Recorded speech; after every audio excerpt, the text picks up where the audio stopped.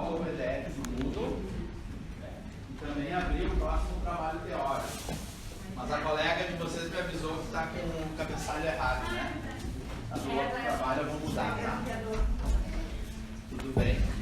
Esse próximo trabalho é sobre articulador semi-ajustável em prótese dentária, tá? E pelo que percebemos na prática, vocês precisam ler isso quanto antes.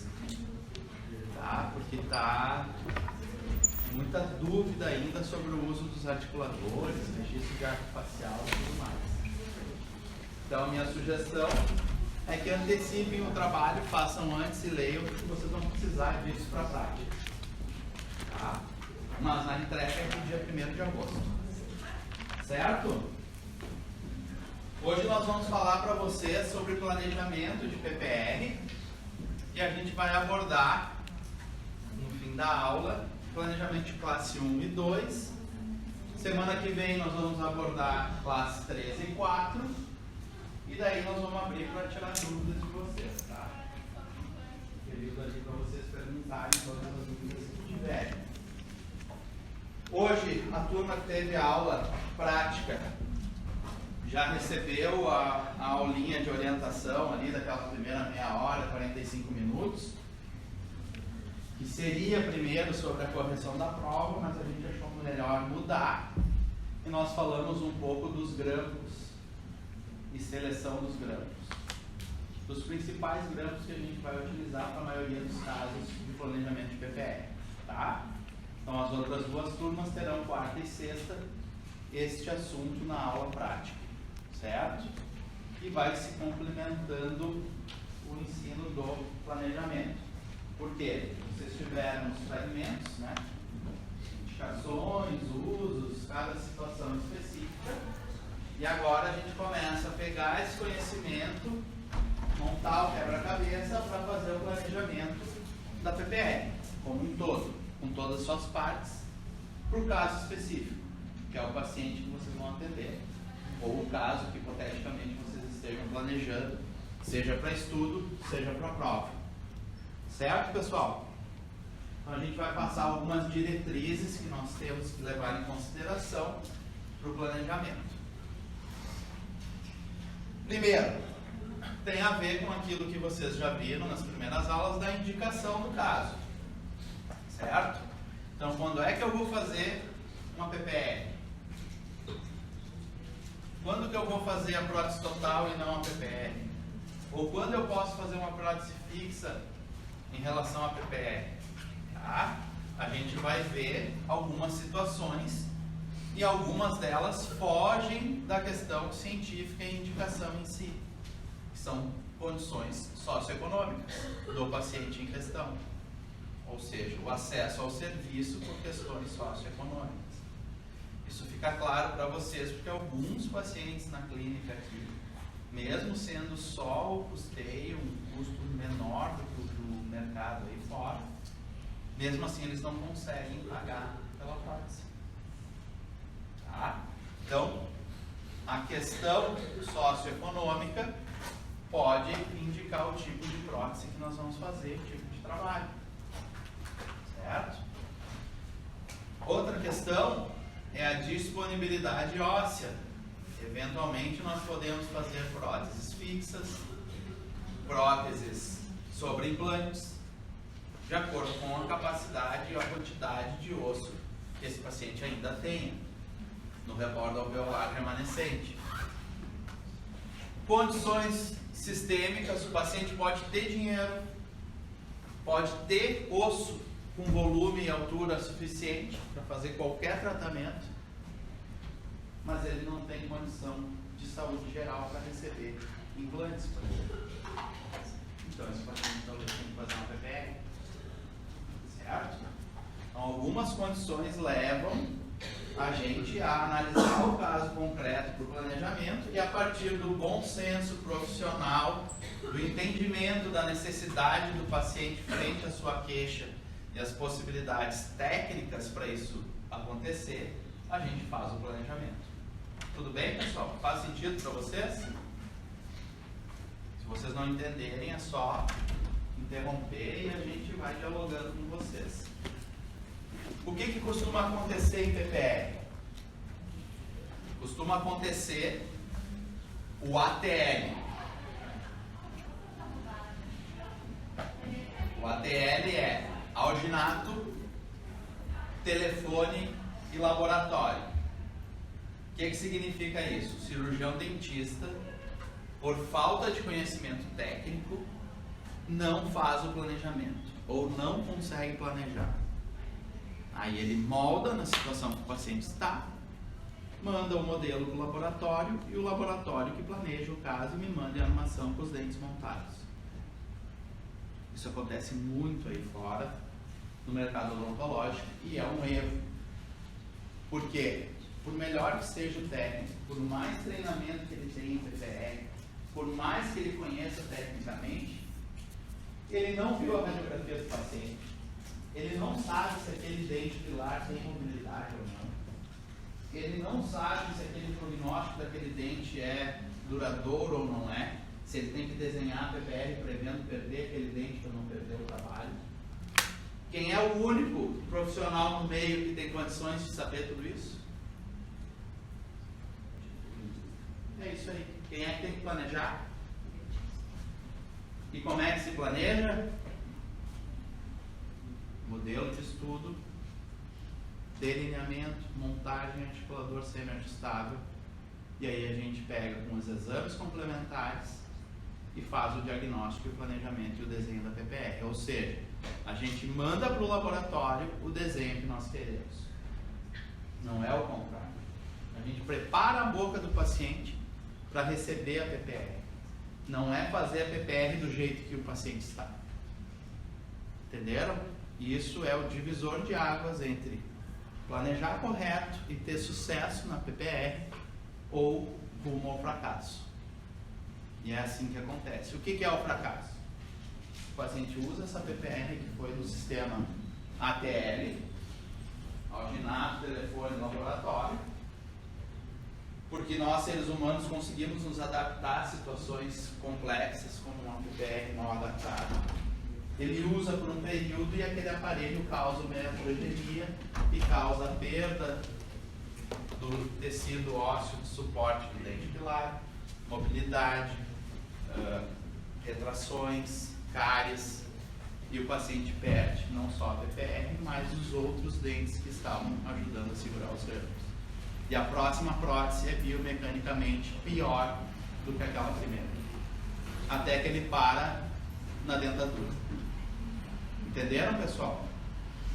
Então vocês estão proibidos de fazer isso aqui. Ó. Vocês vão planejar, vão mandar desenhado para o laboratório, vão dizer o que vocês querem e eventualmente bons técnicos vão fazer o delineamento e ligar para vocês sugerindo alguma ou outra modificação. Quem sabe a gente desenha um grampo X em vez do Y por causa do equador protético, o grau de retenção. E aí, no diálogo, vocês podem até mudar pontos específicos do planejamento inicial, mas quem dá o aval disso é o cirurgião dentista. Entenderam? Então, é comum ter esse diálogo, mas o balizamento final do planejamento é do dentista. Senão, a gente pode ter fracasso do trabalho por um mau planejamento.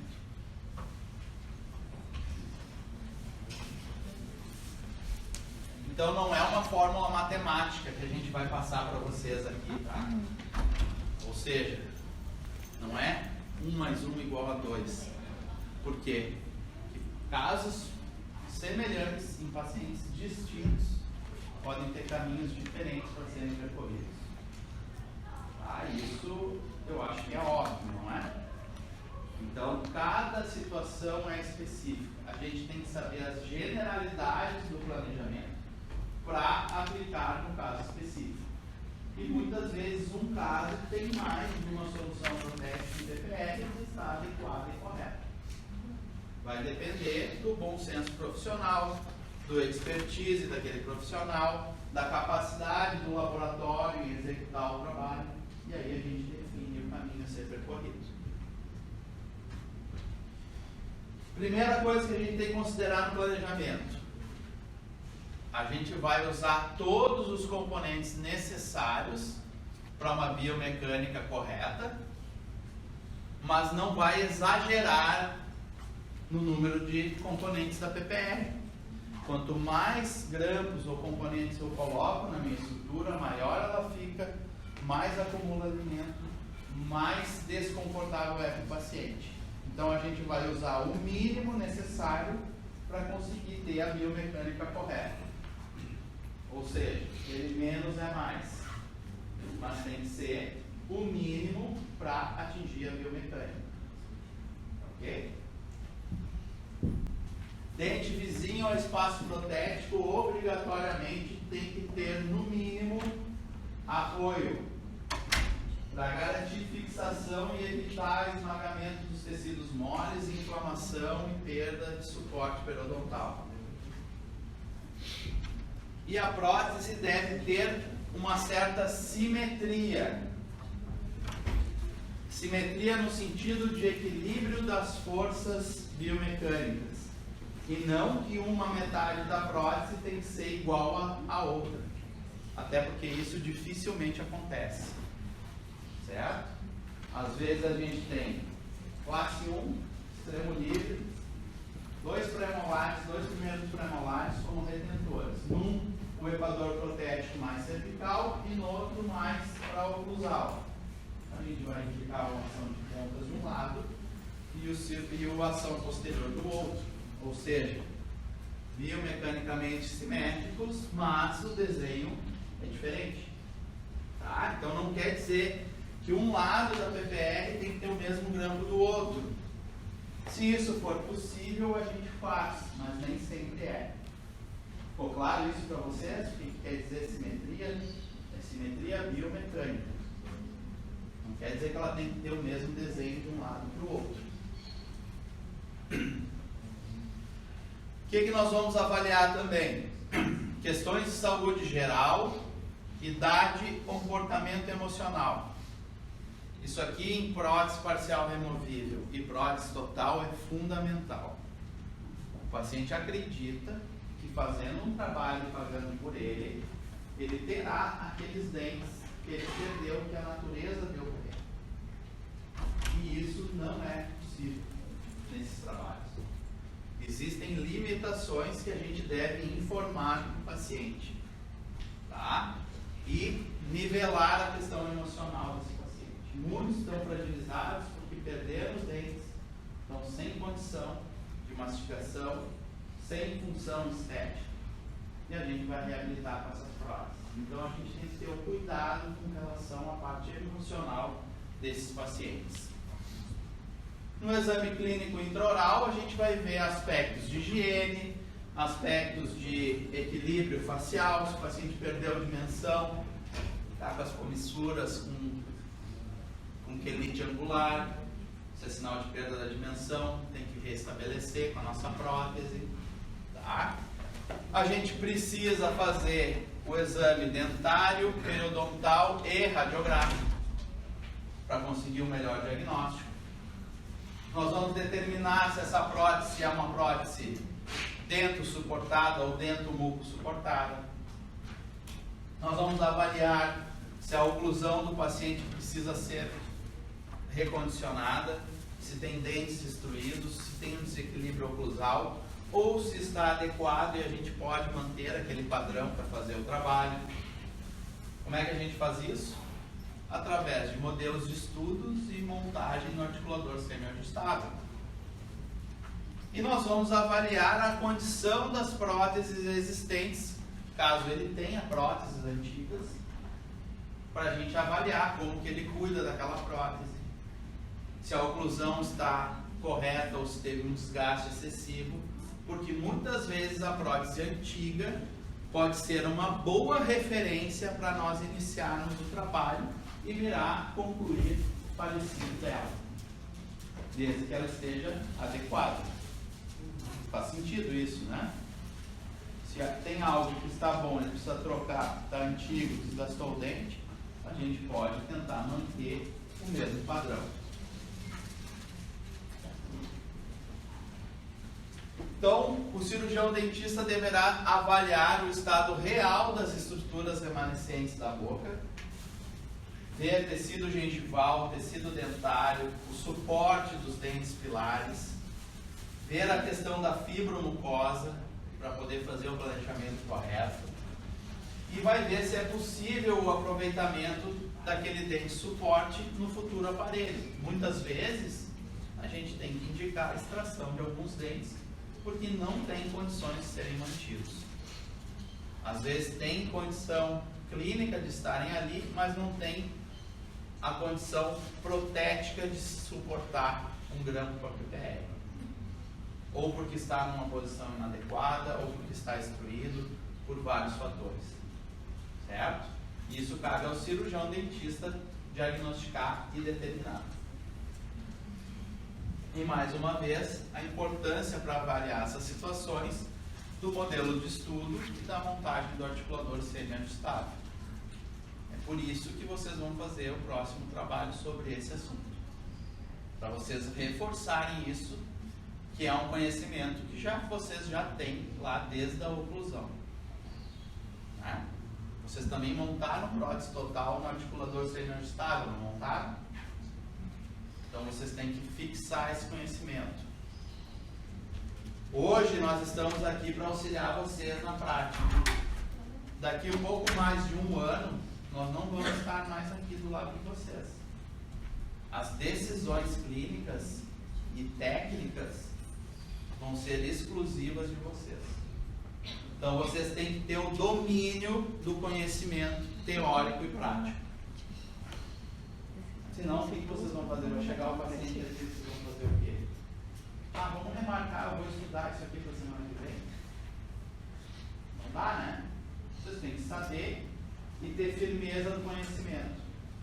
A falta do conhecimento teórico gera insegurança. Por quê? Porque eu não sei o que eu tenho que fazer. Quando a gente tem a consciência do conhecimento teórico, isso gera confiança para a execução na prática. Vocês podem não ter todo o treinamento do mundo, mas vocês têm a confiança de que sabem o que deve ser feito. Ter que repetir um processo é natural. Eu até hoje tenho o quê? 2001, 20, quase 21 anos de formado. Eventualmente eu tenho que repetir moldagem, eu tenho que refazer o meu preparo, eu tenho que reajustar coisas. Claro que cada vez isso é menos constante, mas acontece. Imagina para vocês que estão começando. Mas a base, o fundamento é o conhecimento teórico. Por isso que a gente cobra vocês mais do que os outros anos, porque vocês têm que evoluir nesse aspecto, para o crescimento profissional de vocês, para que vocês possam tratar daqui a um pouco os seus pacientes sozinhos. Esse é o objetivo. E aí o profissional deve deixar claro para o paciente durante o planejamento que cada caso é um caso específico. Não é porque a esposa do paciente fez com uma PPR que aparece pouco grampo que o caso dele vai ser igual. Talvez ele tenha só os caninos como pilares e vai precisar de um grampo que vai aparecer. Por quê? Porque é o único dente que tem para receber o grampo. Entendeu? Então essas coisas devem ser comunicadas para o paciente. A limitação do caso. A sua prótese é uma prótese que tem um eixo real, ela gira. Quando o senhor usar, ela vai ter algum movimento. Ela não é uma prótese fixa. Ela vai entrar e sair, eventualmente esses movimentos vão acontecer. Vai acontecer de entrar alimento por baixo que pode machucar, o senhor vai ter que tirar e limpar. Por quê? Porque é inerente a esse tipo de prótese. Uma prótese total, eventualmente, pode soltar. Por quê? Porque ela tem essa característica. Não é uma prótese fixa. Tá? E a gente deve alertar o paciente dessas limitações. Porque tudo aquilo que a gente falar durante o planejamento, antes da execução, é uma informação. Tudo aquilo que a gente tiver que explicar depois que aconteceu um problema, mesmo que fosse previsto, mesmo que estivesse dentro do correto, é uma desculpa. Certo? Por quê? Porque o paciente não tem esse conhecimento. nós temos que dizer para ele a limitação do trabalho que ele está fazendo.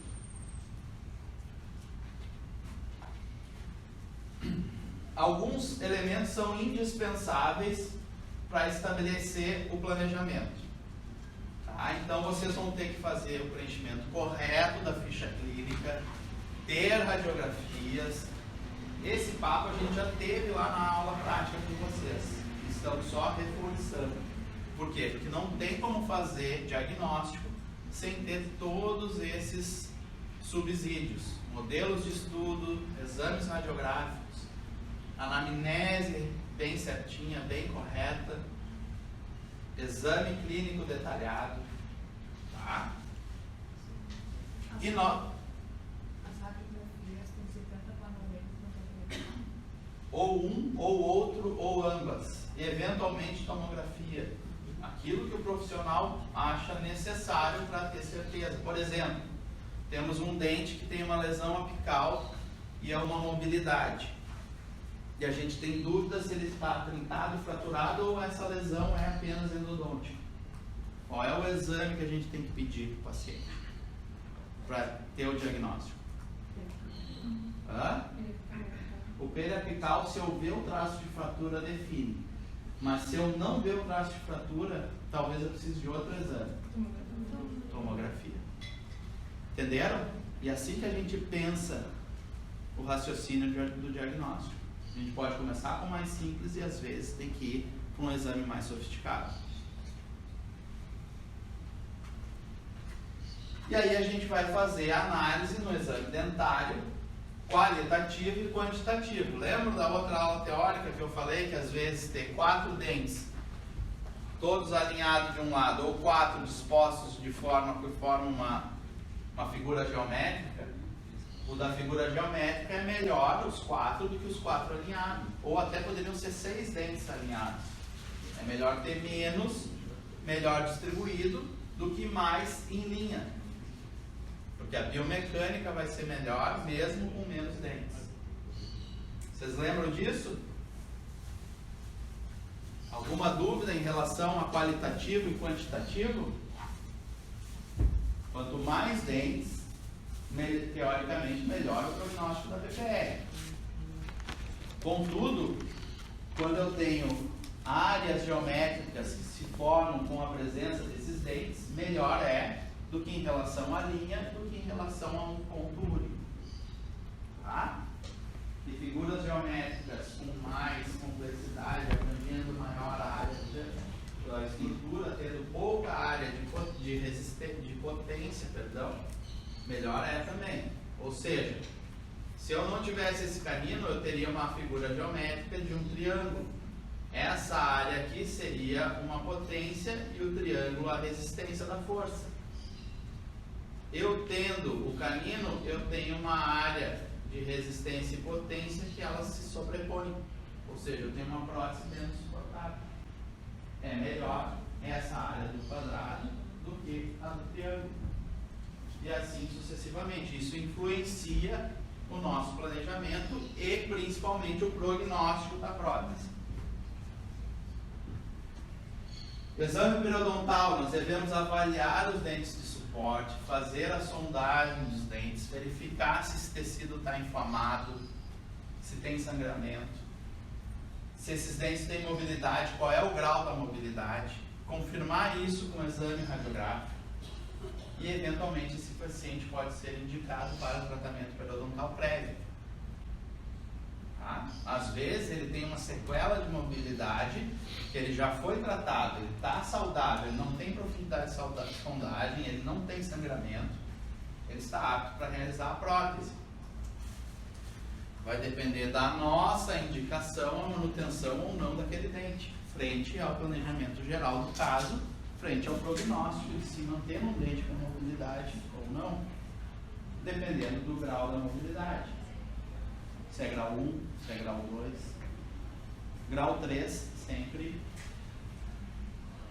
deve ser extraído, tá? Não tem condição de reabilitação, nem de manutenção de saúde. Certo? Mas as outras têm outras formas que além do que receber um grampo.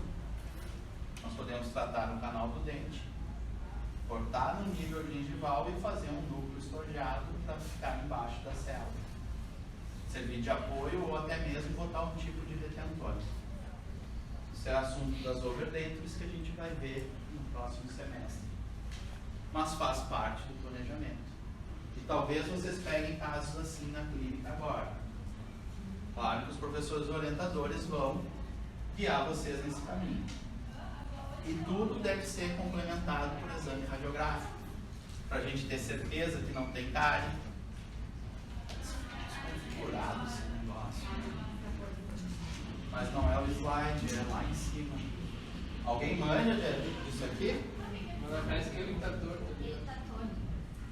Mas se ele tivesse torto, ia esticar para cá a imagem. É dentro dele lá, alguma configuração interna. Deixa eu ver. Tem um botão no slide. Alto. Ah! Melhorou. Podia ter feito antes. Não sabia. Vivendo e aprendendo, tá? Bom, a gente valida todo o nosso exame clínico com os exames de imagem e com os modelos de estudo. Aí a gente avalia várias situações para fazer o melhor planejamento do paciente. Tá? Lembram que vocês viram o capítulo do livro, aquele que estava disponível no Moodle, no seminário que vocês fizeram e leram? A qualidade do tecido de suporte. Tanto do tecido fibromucoso, se nós temos um tecido com queratina aderido, ou se nós temos uma mucosa frouxa, flácida. Isso no rebordo inferior acontece bastante e prejudica quando tem muito tecido flácido. Tá? Por quê? Porque não é um bom suporte, principalmente em casos de estrebo livre. Por isso que a nossa PPR deve ir, nesses casos, cobrir até a papila retromolar, porque lá temos queratina e lá temos um osso que não é alveolar, ou seja, ele se mantém mais estável ao longo do tempo e nós conseguimos um melhor suporte da PPR. Isso é planejamento, planejar a área chapeável. O formato, a altura do rebordo, às vezes rebordos com pouco espaço protético. Imagina que tem que ir o acrílico da base, o metal da cela, mais o dente de estoque. Às vezes um rebordo um pouco mais reabsorvido vai favorecer a montagem dos dentes. Já um rebordo muito reabsorvido vai ter pouca estabilidade. Provavelmente aqui nós teremos aqueles casos de mucosa alveolar com tecido flácido. E o pior dos casos é a lâmina de faca. Por quê? Porque gera dor para o paciente. Precisamos fazer o alívio nessa região. Então, antes de executar a prótese, a gente já sabe os problemas que nós vamos encarar e já falamos para o paciente as possíveis consequências disso.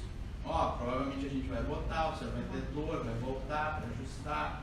Por quê? Porque aqui, passa o dedo, sente que está afiado aqui, ele vai sentir.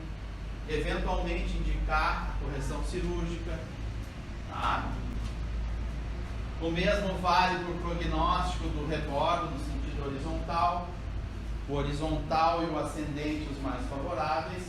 O descendente e o misto do descendente e ascendente são os mais desfavoráveis porque tracionam musculares.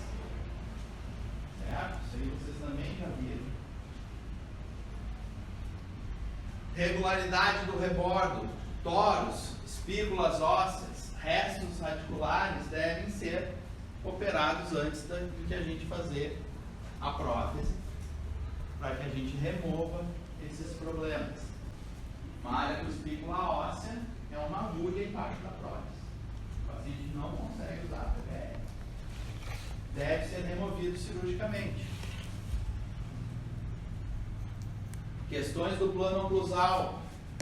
Às vezes a gente tem que fazer a meloplastia. Lembram lá do manequim? Vocês, a primeira coisa que fizeram foi a simulação com a meloplastia. Outras vezes tem que indicar endodontia, núcleo, coroa. ou endodontia e colocar o dente remanescente na base da dentadura como um suporte. Tá? Eventualmente está tão instruído que a gente tem que fazer exodontia.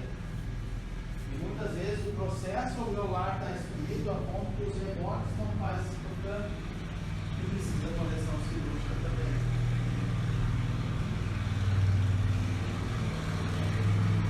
Nós temos que cuidar, tá, pessoal?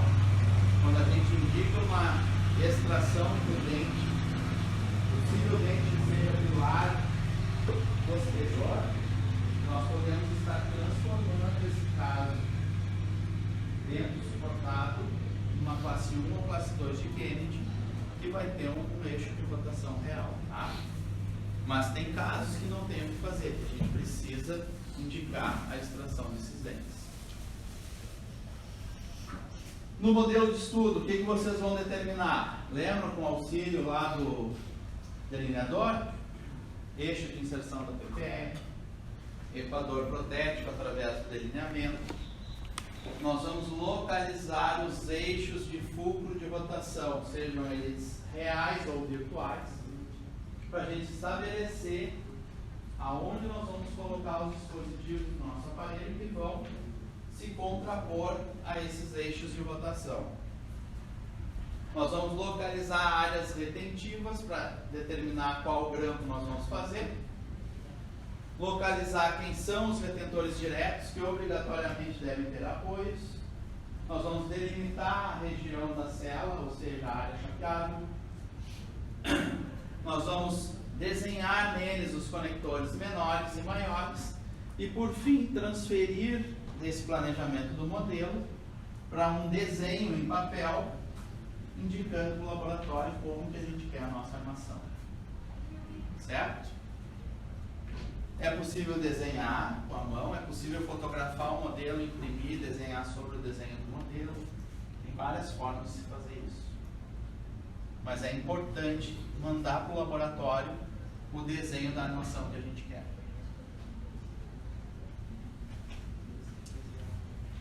Nessa fase a gente vai planejar aonde faremos os planos guias e eventualmente algum recontorno quando necessário.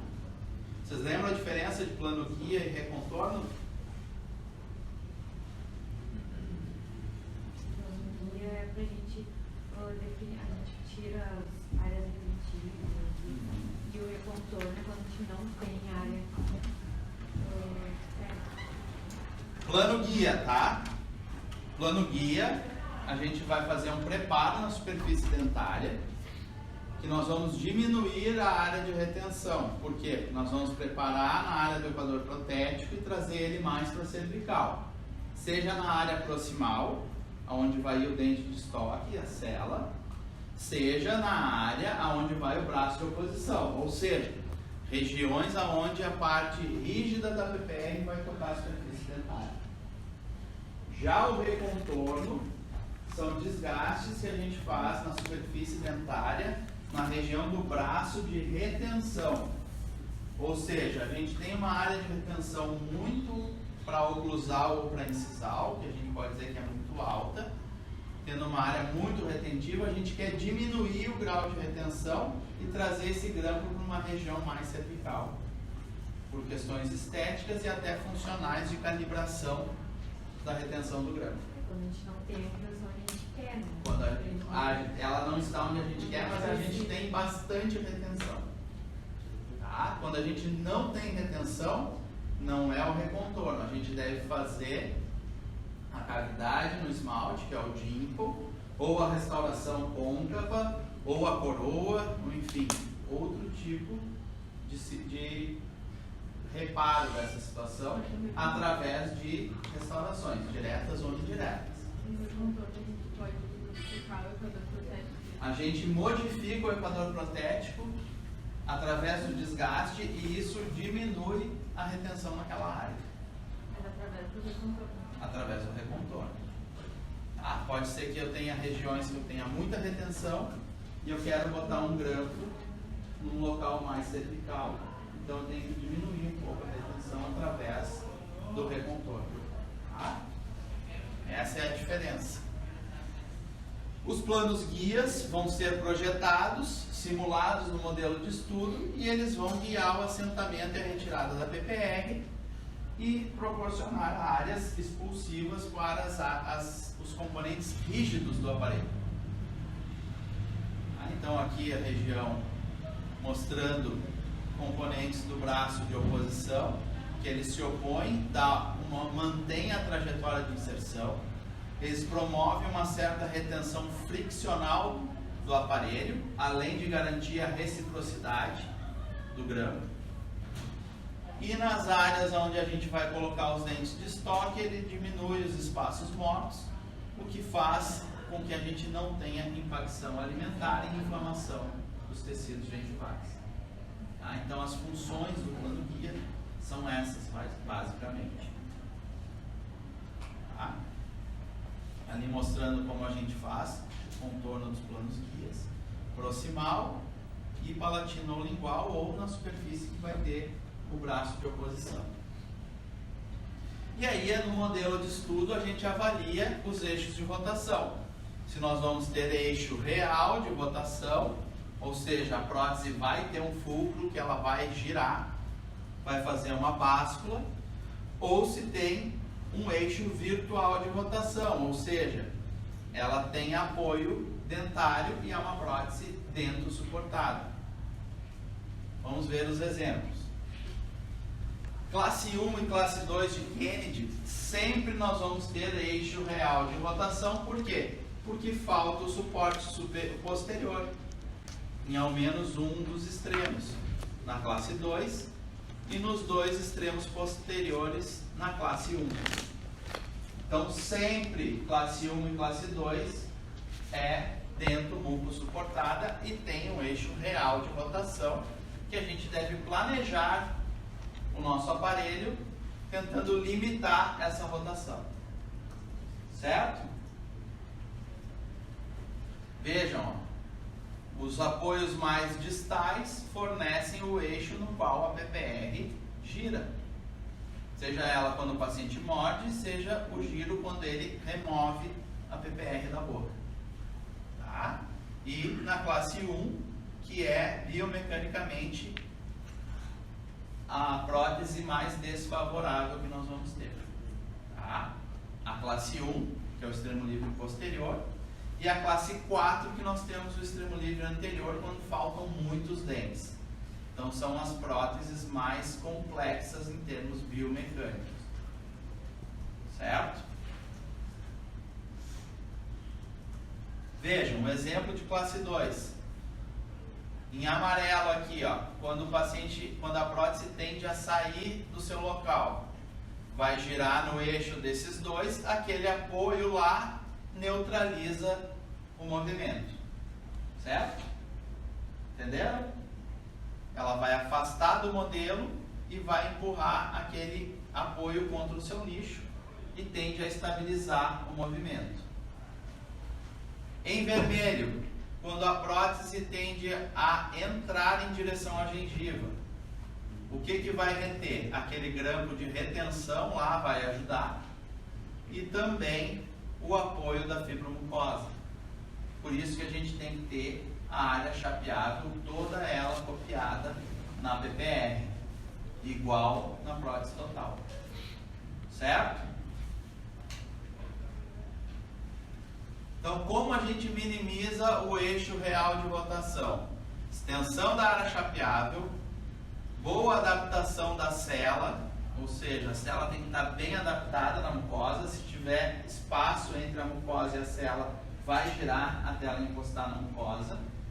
Por isso que é necessário os acompanhamentos periódicos. Se tiver reabsorção do rebordo, a gente tem que fazer reembasamentos. Diminuição da plataforma oclusal, então quando a gente repõe esses dentes faltantes, talvez a gente não coloque o segundo molar.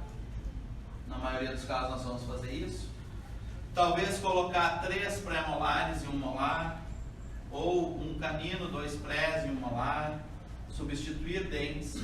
Os dentes de estoque já têm a mesa oclusal menor do que um dente natural, por causa disso. Tá? E aí a gente tem também aonde a gente vai ter o ponto de aplicação da força, ou seja, o braço de potência. Por isso que a gente não tende a repor o segundo molar. Porque se ele morder naquele segundo molar, é afastado do apoio e o braço de potência vai ser maior por causa da distância. Quanto maior a distância, mais força. Certo? Por isso que a gente usa menos dentes. Professor, mas e se no superficial, no inferior, é uma classe 1, sei lá, com uma modificação? E aí no inferior? E no superior tem um no antagonista, superior tem, né? E aí modificação? Como é que eu seguro o antagonista se eu não boto oclusão nele? Eu coloco acrílico? Placa oclusal, acrílico. Isso mesmo. Tá? Eu não vou dar o toque na PPR. Eu vou estabilizar ele com a placa oclusal. Entendeu? E eu utilizo retentor indireto, ou seja, sempre que eu tenho um extremo livre, eu vou compartilhar o suporte do dente pilar, retentor direto, com um retentor indireto mais mesial. Isso é obrigação, certo? E na classe 2, eu tenho que ter ele a cerca de 90 graus distante, o mais distante possível, um apoio também num retentor indireto. Vou voltar aqui, ó. Esse aqui é um retentor direto, tá? Por quê? Porque tem espaço protético. Mas se tivesse os dentes aqui e nós fôssemos fazer essa PPR classe 2, teria que ter apoio nessa região aqui, como retentor indireto, para evitar a rotação nesse sentido quando a prótese estivesse saindo do seu sítio. Tá? Então a classe 2 sempre tem esse retentor indireto, que está simulado lá naquela setinha amarela. Eixo virtual de rotação. Quando é que a gente tem eixo virtual de rotação? Quando nós temos apoios em todos os dentes e a área de potência, ou seja, os dentes faltantes, estão circunscritos na área de resistência que é formada pelos dentes pilares. Entenderam? Se os dentes faltantes estão dentro da figura geométrica formada pelos dentes retentores diretos, é uma prótese dento suportável. Quando que acontece isso? Em alguns casos de classe 3, de Kennedy, e também em alguns casos de classe 4. Aí nós podemos ter próteses dento suportáveis. Isso faz com que somente os retentores diretos sejam suficientes para estabilizar os movimentos da prótese. Porque eles são hipotéticos. Ó. Nesses dois apoios elas tenderiam a girar nesse sentido, aqueles grampos anulam. Nesses dois últimos, tende a girar para frente, para trás, esses dois grampos anulam. E assim, em qualquer linha que vocês tracem entre eles. Certo? Por isso que é só virtual. PPR sempre vai ter algum jogo, por quê? Porque ela não é fixa. Então é virtual porque no máximo é essa desadaptação da armação com o dente até ele tocar o apoio, tocar o nicho. Tá bom, pessoal? Professor, Sim. como é que vai ficar o plano na classe 4? Oi? Como é que fica o plano? Eu vou mostrar uma classe 4 para vocês, tá? Aqui, ó. Deixa eu ver. Aqui. Essa é a tua pergunta, né? A gente tem essa linha de fulcro na classe 4 e algumas vezes os dentes faltantes estão sobre essa linha. Então nós temos uma prótese dento suportada. Nós vamos colocar retentores indiretos nos molares e basicamente a falta de dentes fica dentro do quadrado formado por essa resistência, certo? Contudo, algumas vezes o arco do rebordo projeta os dentes faltantes para anterior e gera uma área de potência, que é essa faixa azul aqui, em relação ao quadrado da área de resistência.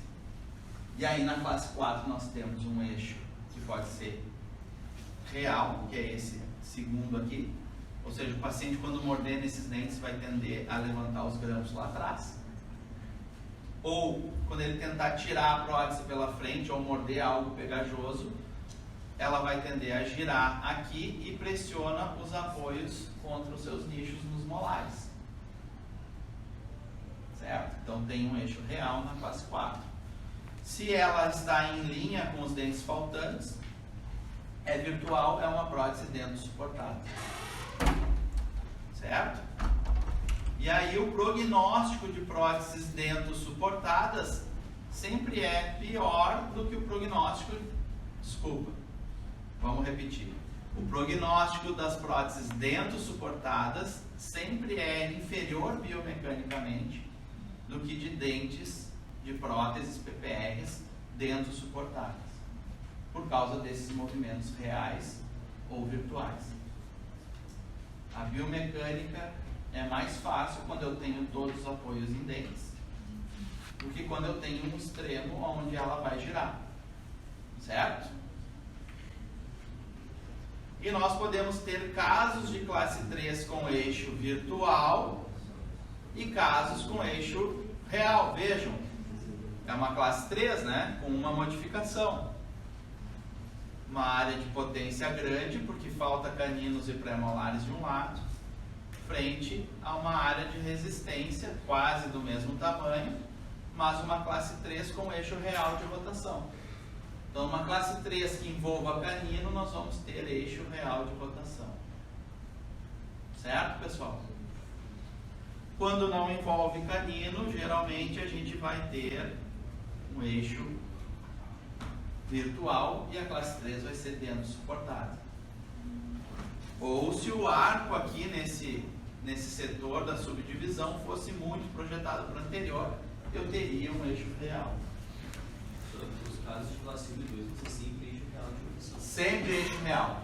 3 e 4 depende da quantidade de dentes remanescentes e a sua distribuição. Tá bom? E aí, em relação à ancoragem, nós vamos ter puntiforme a mais desfavorável. Geralmente, no arco superior, a gente vai indicar a prótese total, que vai ter uma biomecânica e um uso melhor do que a própria PPR. Né? A ancoragem linear, que também é ruim, tá? Próteses unilaterais, por isso que a gente não faz. Bota sempre o grampo contralateral para dar uma retenção indireta e evitar a rotação. Casos de classe 4, casos de classe 1. E ancoragem em superfície, que é a melhor ancoragem que a gente pode ter para o prognóstico do nosso planejamento. Certo? Sempre leve em consideração a potência, é a parte da área formada pelos dentes faltantes, e a resistência é a área formada pelos dentes que têm grampos e apoios. Certo? Quando a potência está fora da área da resistência, eixo real de rotação. Quando ela está dentro, eixo virtual, prótese dentro suportada. Quando a resistência é maior que a área de potência, o prognóstico é melhor do que o contrário. Faz sentido isso, né? Então vamos para alguns planejamentos de desenho de PPR, tá? Depois, na aula prática, a gente vai passar simulação de casos específicos para complementar o ensino da teórica. Então, classe 1 superior. Retentor direto, onde é que estão? Nesse caso aqui.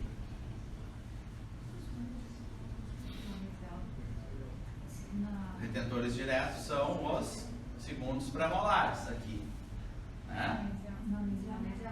A mesial é onde eu devo colocar o preparo do nicho para o apoio. Tá? Então, aqui na mesial. Veja, eu faço um apoio duplo aqui e eu posso também colocar mais um apoio afastado lá no pré-molar. Tá? Para quê? Para eu ter a retenção indireta. Que quando a prótese, o paciente morder um caramelo, por exemplo, ela vai girar para fora do rebordo e daí o apoio pressiona o nicho aqui e estabiliza essa rotação. Certo? Então é obrigatório ter mais um dente para mesial em cada extremo livre. Essa área aqui gera a minha resistência. Vejam que a potência é bem maior que a resistência. Então é o pior prognóstico biomecânico. A gente desenha os conectores menores. O grampo de ação de pontas é a primeira escolha, nesse caso, de extremo livre. Se eu não puder, eu vou usar um de abraçamento, e no caso dos premolares é o ação posterior, que começa o apoio na mesial e vem todo o grampo, a parte de reciprocidade na palatina, e continua no mesmo grampo até a área de retenção vestibular. Mas a primeira escolha no extremo livre, sempre que possível, é o grampo de ação de pontas, nem que eu tenha que fazer um recontorno para conseguir usar ele. Em alguns casos, eu não posso fazer um recontorno e deixar a dentina exposta. A gente vai usar a alternativa do plano B, que é o grampo de ação de pontas nos premolares. Nos caninos, é o MDL modificado. Certo, pessoal? E aí a gente projeta a cela, só que, lembrando vocês, nós não vamos colocar o segundo molar, mas a cela vai cobrir toda a área, inclusive a tuberosidade. E no superior, nós vamos lançar mão de uma placa palatina como conector maior, porque vai auxiliar no suporte através do contato íntimo com o palato, que é uma mucosa fibrosa, com bastante queratina e que tolera bem a compressão. Então nós vamos usar essa área. Vejam, resistência mínima e potência grande. No inferior, muito comum os pacientes chegarem com os dentes só de canino a canino e os incisivos inferiores. Aqui nós temos a língua no meio. Nós não podemos usar o apoio como no superior do palato. Não tem como botar sobre a língua, nem sobre o assoalho lingual, que não tem base óssea e é uma mucosa frouxa. O que nós vamos fazer? Nós vamos ter nos caninos o apoio no cíngulo e o conector menor vindo de mesial. E nós podemos fazer ou o contínuo de Kennedy ou um apoio contínuo, ou seja, a gente prepara o nicho no cíngulo de todos os dentes remanescentes. Esses apoios serão os retentores indiretos, certo?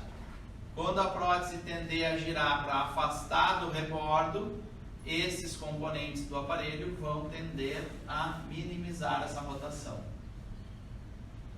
E de preferência, nós vamos usar grampos de ação de pontas sempre que possível.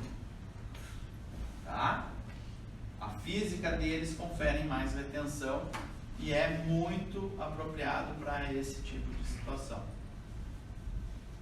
Tem algumas situações que a gente não consegue usar, como dentes com muita reabsorção do processo alveolar, retração gengival. Aí a gente vai usar o MDL modificado nos caninos. Certo, pessoal? E vamos usar toda a área chapeável, inclusive cobrir a papila retromolar. E nesses casos, geralmente a gente vai fazer uma moldagem funcional na prova dos dentes e o laboratório vai prensar a prótese sem o modelo, para a gente garantir a melhor adaptação possível da cela sobre a mucosa do rebordo alveolar, para minimizar os eixos de rotação e melhorar a biomecânica, que é a mais difícil dos casos de PPR. O senhor disse que a gente não usaria ovulação de ponta em casos quando tem muita reabsorção do rebordo? Não, reabsorção do osso de suporte periodontal do dente, ou seja, retração gengival. Tá? Às vezes, quando tem muita retração do rebordo, pode cair numa outra contraindicação, que é o assoalho está muito próximo e a inserção muscular também fica muito próxima e não tem espaço para o grampo ir até o dente.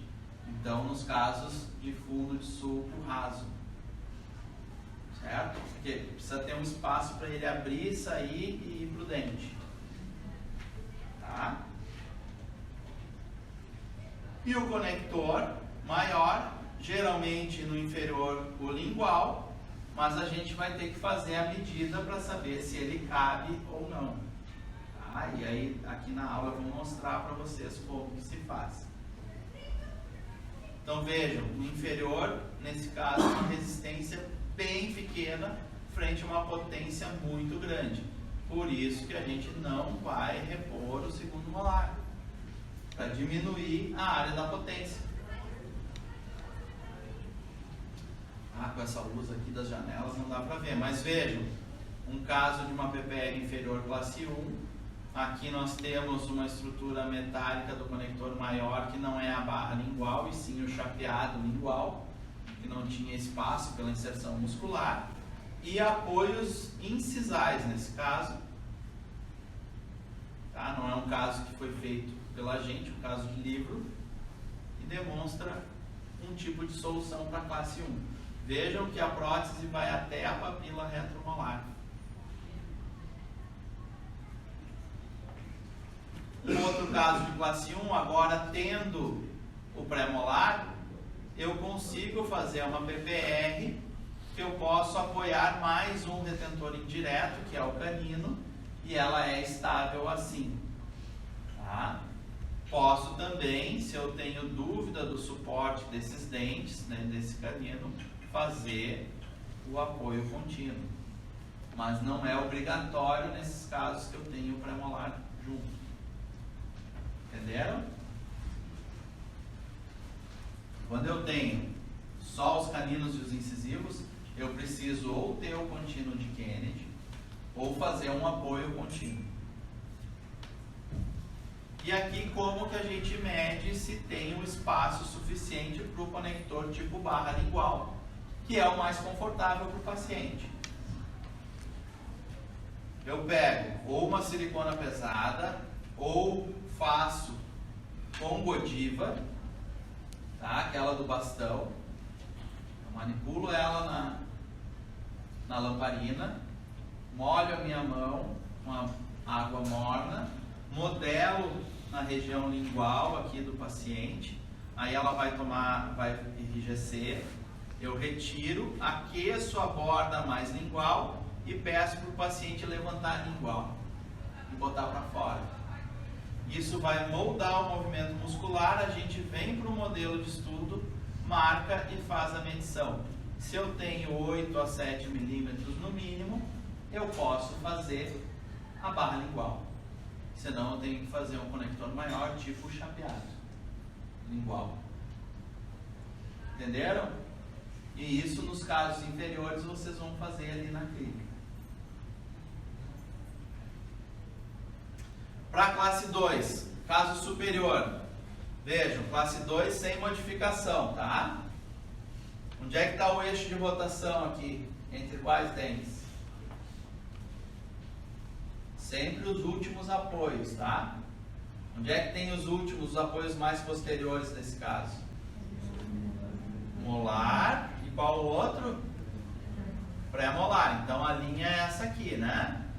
A prótese vai girar aqui e em direção ao reborde e em direção ao canino e ao pré-molar. Então nessa região aqui, ou canino ou pré-molar, eu tenho que ter no mínimo um apoio para servir de retentor indireto. Então ali, ó. Quando é que eu não faço no canino e faço só no pré-molar? Quando eu tenho a mordida profunda que o incisivo inferior toca lá em cima na cervical do canino e eu não teria o espaço suficiente para o apoio. Ou tivesse que desgastar tanto o dente para conseguir o espaço para isso. Tá? E aí eu faço só no pré-molar.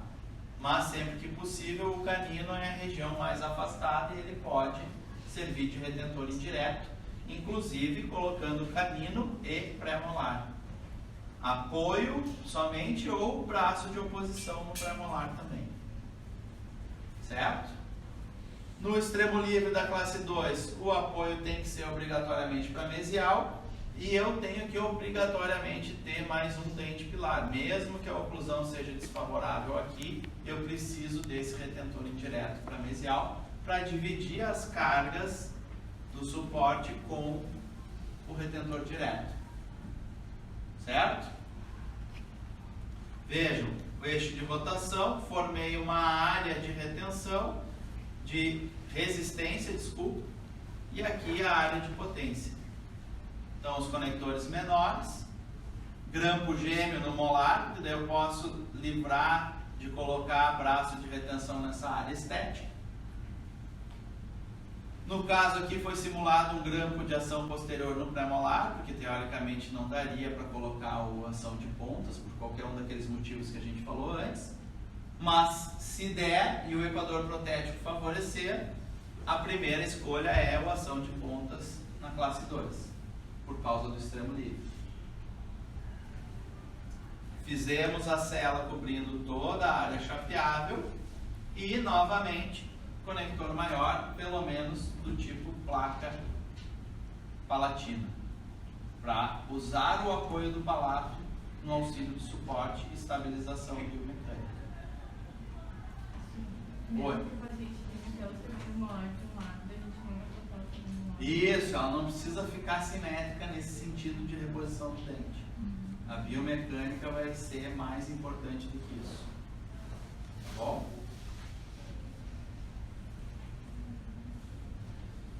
Aqui um desenho de uma armação de PPR com uma subdivisão. Então o próprio retentor direto lá da subdivisão serve como anulação do movimento de rotação da PPR naquele sentido. Tá? Então quando eu tenho a subdivisão do outro lado, o retentor direto faz as vezes daquele indireto, que seria no caso sem subdivisão. Entenderam? Então sempre tem que ter pelo menos um triângulo de área nas PPRs classe 2 para servir de resistência do sistema do aparelho. Entenderam? Ó, resistência e potência. Aqui, ó, o triângulo está formado englobando a área da subdivisão. Certo? Se eu tivesse apenas esses dois pré-molares, esse pré-molar e esse molar, e eu tivesse que repor todos os dentes anteriores, eu teria que ter não a placa palatina, mas o chapeado palatino para poder devolver aqueles dentes e aproveitar toda a área do palato como suporte. Tá? Um detalhe do planejamento da classe 2 que é muito importante. Vejam, ó, é esse caso aqui. Faz um chapeado palatino para devolver os dentes faltantes e usar o suporte do palato. Talvez eu até pedisse para o laboratório um pouco mais dessa área de suporte aqui, cobrir um pouco mais. Não é muito confortável para o paciente, mas vai garantir um suporte mais adequado. Um outro caso com subclasse, então aqui, ó, esse apoio é aquele, o eixo de rotação, ali para mesial, o retentor direto servindo como anteparo dessa rotação. Quando a prótese tende a se afastar do rebordo, ele vai entrar em função e evitar o movimento. Quando tende a intruir, o braço de retenção lá auxilia e o suporte da mucosa aqui e do palato tendem a anular o movimento. Essa é a biomecânica do planejamento de classe 2 superior. No inferior, nós vamos ter, parecido com o superior, a classe 2, a diferença é que a gente não tem o suporte do palato. Tá? Então nós vamos, nesse caso, determinar o afastamento do apoio da área do extremo livre, então para mesial. No caso, um grampo gêmeo, sempre que possível, nos molares. E, no mínimo, um apoio ou um braço de retenção no caso que nós temos uma subdivisão. Tá? Quando a gente tem a subdivisão, a gente usa um braço retentivo. Quando a gente não tem a subdivisão, a gente usa o grampo gêmeo para dar mais retenção nessa região e não usa o braço retentivo na região dos caninos. Tá? Então, de novo, desenhando a área de resistência frente à área de potência. Os apoios, lembram que ao lado do extremo livre, apoio duplo, eu preciso dividir com o dente adjacente do retentor direto. Então, eu sempre vou ter um retentor indireto para mesial do retentor direto do extremo livre. Entenderam? Isso é regra de planejamento. Só não vai ter isso se eu não tiver esse dente. Por exemplo, tivesse só os molares aqui e esse pré, eu não tenho quem botar, então ele vai ficar com o apoio sozinho. Mas se eu não tivesse esse pré, eu ia dividir com o canino. E assim sucessivamente. Entenderam? Tá? Um desenho de classe 2 inferior com subdivisão. Então, aqui o braço de potência, resistência dada por aquele grampo e esse aqui. Então a gente cria um triângulo nessa área. Talvez para aumentar a resistência ao eixo de rotação, poderia botar também um apoio no canino. Não devemos encher de apoio, porque senão a gente cria muita área e causa desconforto para o paciente. Então a gente usa o mínimo necessário para ter a estabilidade para o uso do aparelho. Sempre que possível, no extremo livre, o grampo 1-2 combinado, como regra. Quando não possível, por causa das contraindicações, a gente utiliza no canino e nos anteriores MDL modificado, nos pré-molares, grampo de ação posterior.